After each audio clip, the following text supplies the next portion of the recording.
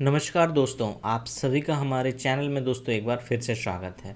दोस्तों आज की इस वीडियो में हम बात करने वाले हैं कि रेलवे में अगर देखेंगे तो आरपीएफ यानी रेलवे प्रोटेक्शन फोर्स आरपीएफ की वैकेंसीज आई है और इसका ऑनलाइन फॉर्म फिलअप की शुरुआत भी हो चुकी है।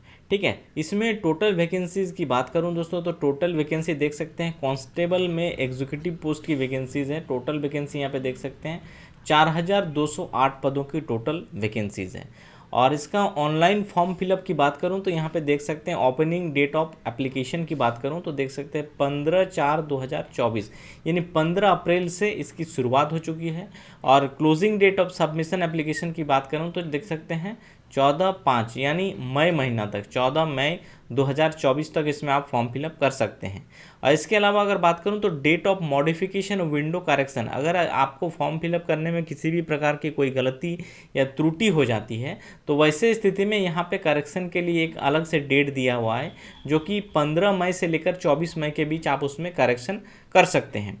इसका मैं बता दूं दोस्तों कि ये कांस्टेबल की वैकेंसी एग्जीक्यूटिव पोस्ट की है। इसमें आपका सैलरी देख सकते हैं लेवल 3 का जॉब है दोस्तों। 7 CPC के हिसाब से आपका इनिशियल पे 21,700 जो कि आपका बेसिक होगा दोस्तों। इसके अलावा इसमें आपका DA जुड़ेगा, HR जुड़ेगा, तो ये सारा जुड़ के आपको अच्छा खासा ठीक ठाक पैसा मिल जाएगा। एज लिमिट यहाँ पे मेंशन कर दिया गया है 1/7/2024 तक 18 न्यूनतम उम्र होना चाहिए और मैक्सिमम 28 को क्रॉस नहीं करना चाहिए कांस्टेबल में। अब देखिए किन किन जोन से अगर आप वैकेंसीज भरेंगे तो आप देखिए इन जोन में वैकेंसीज है और इन जोन में आप फॉर्म फिलअप कर सकते हैं।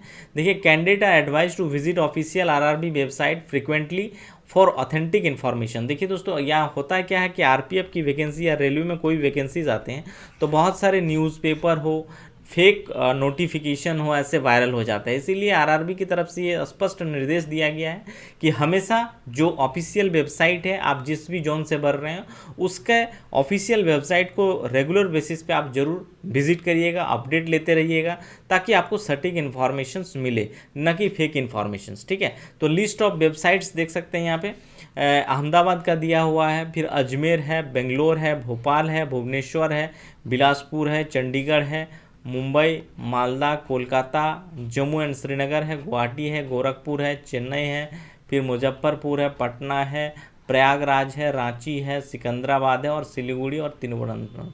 तो इसमें वैकेंसीज है, आप इसमें जिसमें भी हो आप इसमें अप्लाई कर सकते हैं। अब देखिए दोस्तों इसमें जो सबसे बड़ी इंपॉर्टेंट चीज़ है जो योग्यता क्वालिफिकेशन, तो क्वालिफिकेशन में कुछ चीज़ें यहाँ पे मेंशन किया है दोस्तों कि नेशनलिटी आपका देख सकते हैं candidate must be citizen of India, आपका भारतीय नागरिक होना चाहिए पहला चीज़। एज लिमिट यहाँ पे देख सकते हैं जो दिया हुआ है दोस्तों प्रिस्क्राइब एज नॉर्मल कोर्स में अगर देखेंगे तो 18 से 25 दिया हुआ है। ठीक है, और इसके अलावा अगर देखेंगे as application to the CN, चूँकि इसमें आपको मिला है एज, चूँकि वैकेंसीज नहीं आया था इस वजह से 18 से 28। ठीक है, तो आप इसी को मान के चलिए 18 से 28 आपको मिल जाएगा। ठीक है, to provide relief to many candidates who have may exceeded the age limit and missed opportunity to participate in railway recruitment due to the कोविड-19, जिस वजह से यहाँ पे क्या हुआ है कि आपको 28 साल तक मैक्सिमम जो एज है वो मिल जाएगा। कोविड-19 के वजह से तो आपको 2 साल का एक्स्ट्रा यहाँ पे ड्यूरेशंस मिल रहा है। ठीक है, तो ये सारा चीज़ यहाँ पे मेंशन किया गया है। इसके अलावा एज रिलैक्सेशन जो है वो यहाँ पे दिया हुआ है। SC/ST कैंडिडेट के लिए 5 ईयर्स मिल जाएगा। OBC नॉन क्रीमी लेयर जो कैंडिडेट्स है 3 ईयर्स मिल जाएगा। इसके अलावा एक serviceman with list 6 month continuous service after, इसमें तो देख सकते हैं इसमें भी 3 ईयर्स है। तो यहाँ पे सारा चीज़ दिया हुआ है दोस्तों। फीमेल में देखेंगे दोस्तों तो female candidates who are widow divorced और judicially separated from husband but not ये है, तो वैसे स्थिति में जनरल EWS में देख सकते हैं 2 ईयर्स का एक्स्ट्रा आपको एज रिलैक्सेशन मिलेगा। OBC में 5 ईयर्स, SC/ST में 7 ईयर्स आपको एक्स्ट्रा एज रिलैक्सेशन मिलेगा। अब बात करते हैं एजुकेशन क्वालिफिकेशन। चूंकि कांस्टेबल की वैकेंसीज है दोस्तों तो ये आपका 10th स्टैंडर्ड की वैकेंसीज है, यानी 10th क्वालिफिकेशन होना चाहिए। वही यहाँ पे लिखा है कि फेज C जो आपका नोटिफिकेशन में दिया है prescribed qualification for the post candidate must have education qualification, जो आपका नोटिफिकेशन में CN from recognise board as on last date of 14/5/2024 submission of online application, यानी जो भी आपका डिग्री है दोस्तों आप 10th स्टैंडर्ड में वो आपका 14/5/2024 यानी फॉर्म फिलअप के लास्ट डेट तक आपके पास वो डिग्री पास आउट होना चाहिए। दोज वेटिंग रिजल्ट, देखिए यहाँ पे दिया है कि waiting result there final examinations for the prescribed education qualification should not apply, वो लोग अप्लाई नहीं कर सकते, यानी 14/5/2024 तक आपका रिजल्ट आ जाना चाहिए, पास आउट हो जाना चाहिए। वही चीज़ यहाँ पे मेंशन किया है। एग्जामिनेशन फ़ी की बात करूँ तो देख सकते हैं फॉर ऑल कैंडिडेट हैं, यहाँ पे आपको 500 रुपया लगेगा सभी कैंडिडेट्स के लिए, बट यहाँ पे एक्सेप्ट लिखा है category mentions below serial number 2, यानी अगर देखेंगे तो SC ST इनको छोड़ के बाकी लोगों को 500 रुपया लगेगा, ठीक है। और यहाँ पे देखेंगे तो दूसरा number for candidates who belonging SC ST ex serviceman female minority और इकोनॉमी EBC में अगर आते हैं इकोनॉमिकली बैकवर्ड क्लासेज में, तो वैसे स्थिति में आपको 250 रुपया यहाँ पे आपको एग्जाम फी लगेगा। अब देखिए इसमें जो एग्जाम होगा दोस्तों बेसिकली आपका जो होगा कंप्यूटर बेस्ड एग्जाम होगा पहले, ठीक है। देख सकते हैं the standard examination will 10th level का ही आपका एग्जाम लिया जाएगा। और टोटल ड्यूरेशन देख सकते हैं 90 मिनट्स, 1.5 घंटे का एग्जाम होगा। Total number of questions 120 questions रहेगा। Candidate should be awarded 1 marks for each correct answer, हर एक सही उत्तर में आपको 1 अंक मिलेंगे, यानी अगर देखेंगे तो टोटल यहाँ पे देखेंगे यानी 90 मिनट का एग्जाम में दोस्तों 120 क्वेश्चंस और हर एक क्वेश्चन में 1 मार्क्स, दैट मीन्स 120 मार्क्स का आपसे क्वेश्चंस पूछा जाएगा। और यहाँ पे नेगेटिव मार्किंग भी है, there shall be negative marking of 1/3 for each wrong answer, ठीक है। Normalisation of marks will be done CBT held in computer shift के हिसाब से ही नॉर्मलाइजेशन आपका तय किया जाएगा। मिनिमम पास परसेंटेज एलिजिबिलिटी, देखिए दोस्तों यहाँ पे दिया है कि हर कैटेगरी के हिसाब से एक मिनिमम पासिंग परसेंटेज चाहिए, जिसमें दिया है कि जनरल EWS OBC में 35% तो आपका होना ही चाहिए, तभी आप पास करेंगे, ठीक है। मेरिट में आना तो दूसरे नंबर की बात है। SC ST में 30% मार्क्स आपको लाना पड़ेगा।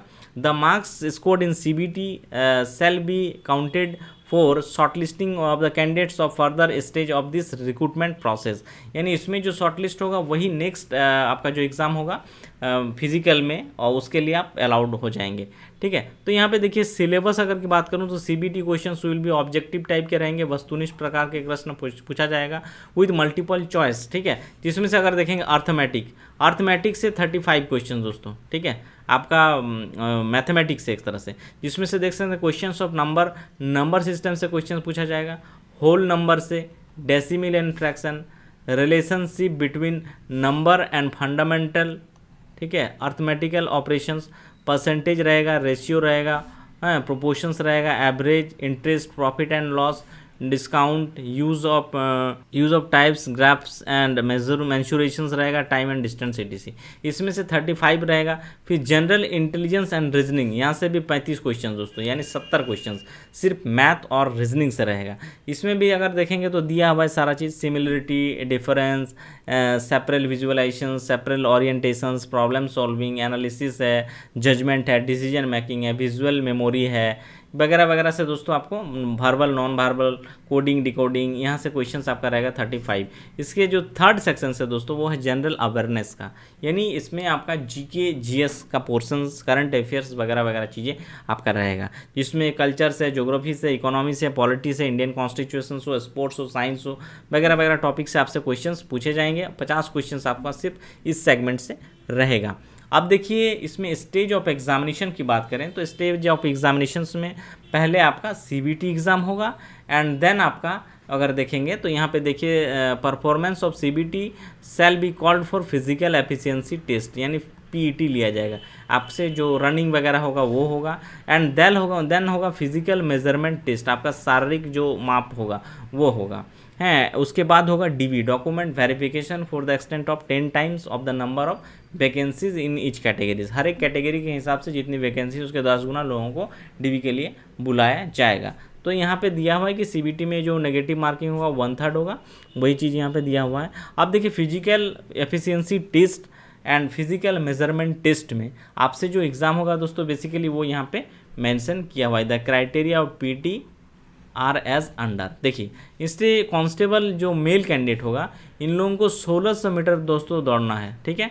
समय मिलेगा 5 मिनट 45 सेकंड में आपको कंप्लीट करना है 1600 मीटर का रेस। लॉन्ग जंप की बात करें तो लॉन्ग जंप आपको 14 फीट और हाई जंप आपको 4 फीट करना है, ठीक है, ये हो गया मेल कैंडिडेट्स के लिए। फीमेल में अगर देखेंगे तो फीमेल में यहाँ पे दोस्तों अगर देखेंगे तो यहाँ पे रनिंग नहीं दिया है, फीमेल में रनिंग है 800 मीटर का रनिंग है फीमेल में, ठीक है। और इसमें समय मिलेगा 3 मिनट 40 सेकंड आपको इसमें समय मिलेगा। लॉन्ग जंप में देखेंगे तो 9 फीट महिलाओं को जंप करना है, हाई जंप 3 फीट रखा गया है।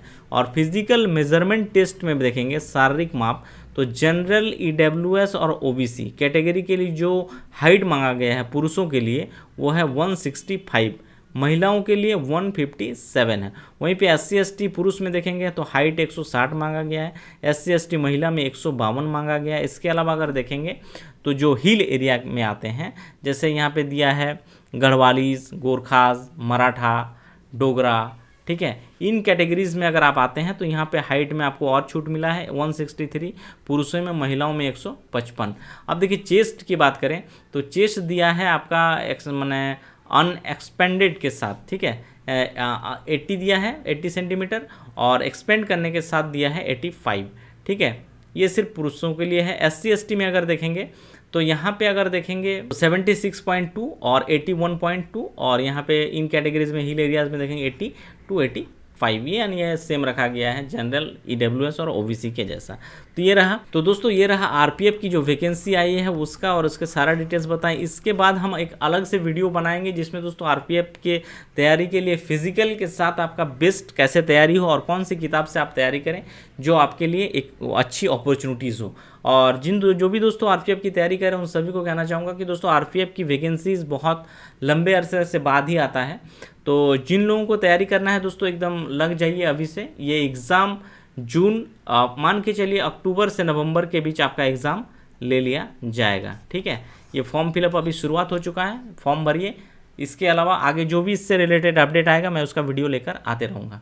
ये वीडियो और ये जानकारी आप सभी को अच्छा लगा हो और इस प्रकार के और भी गवर्नमेंट जॉब से अपडेट रहना चाहते हैं तो चैनल को सब्सक्राइब, लाइक और शेयर जरूर करिएगा। Thank you.